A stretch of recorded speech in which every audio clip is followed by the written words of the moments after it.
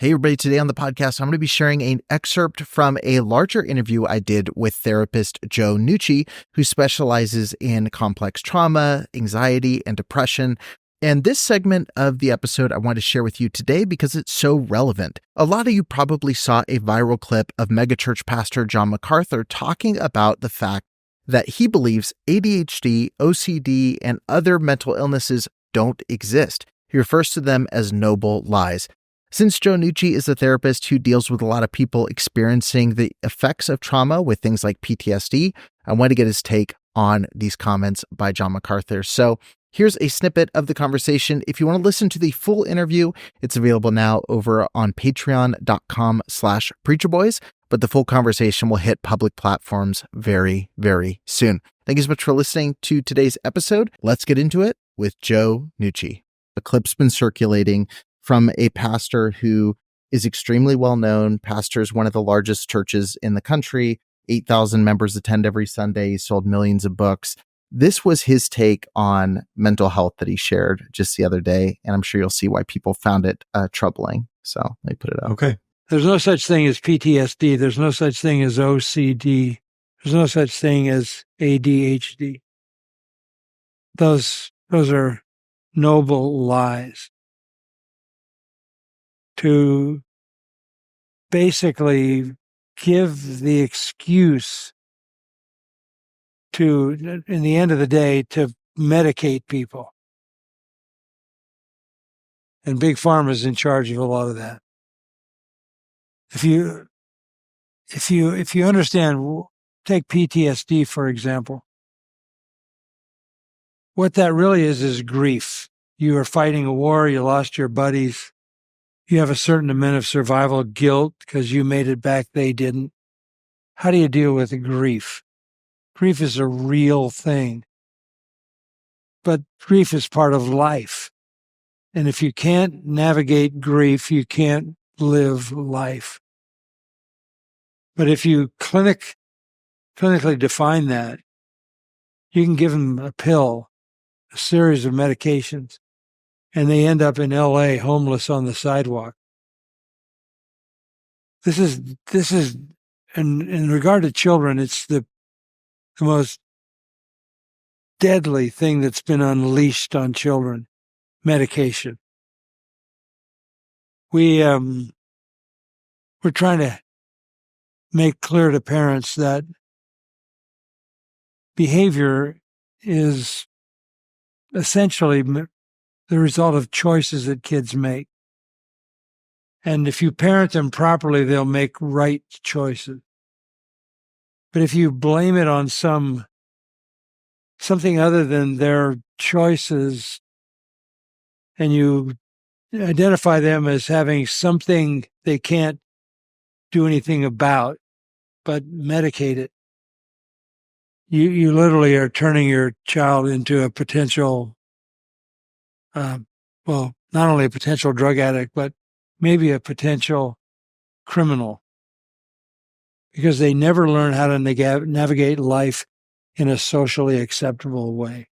There's another extreme of the conversation to where these things don't exist. These things are just what he says are noble lies. So I guess what I want to do is look at the extreme you've addressed, which is everything is trauma. Everything is labelable. Everything is, identifiable as just this black and white spectrum. And the other extreme of, trauma isn't real, essentially. Mm-hmm.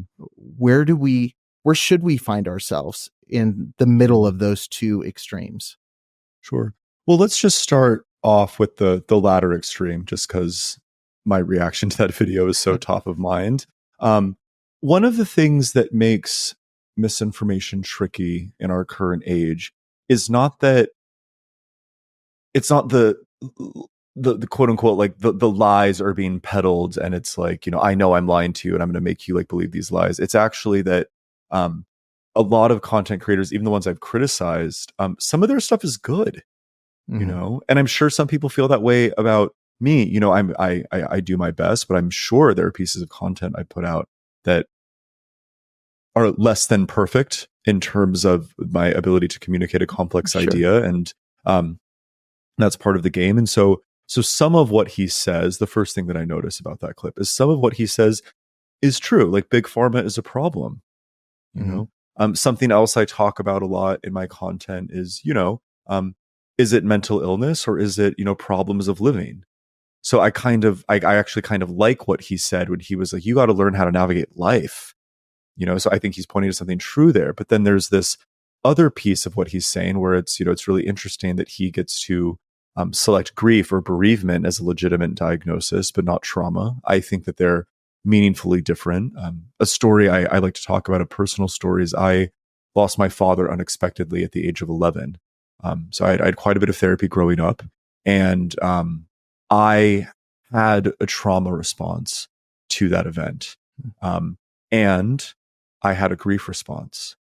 I still deal with that grief because grief, if anyone who's listening who's experienced grief, that's never going away. That's part of me, for better and for worse. There's some good things about it. There's some bad things about it. It's the complexity of the human experience, and we all have grief.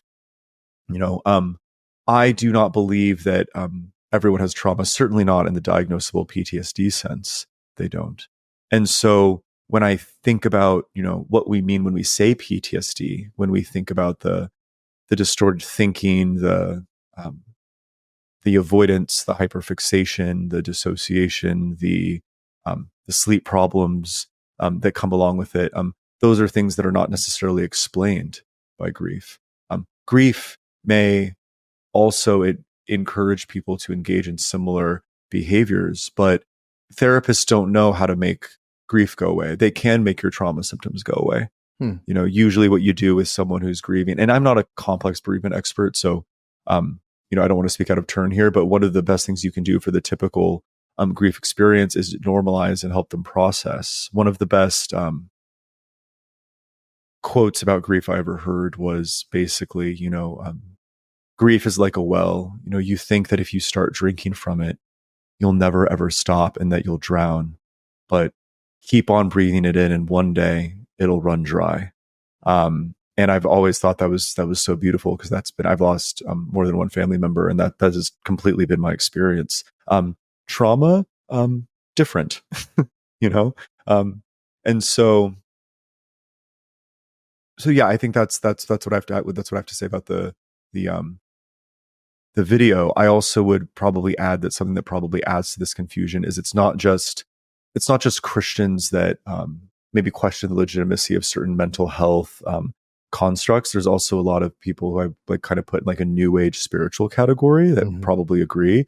There's also people from a lot of more like Eastern practices, or maybe who practice Islam or other things, and they kind of approach it the same way.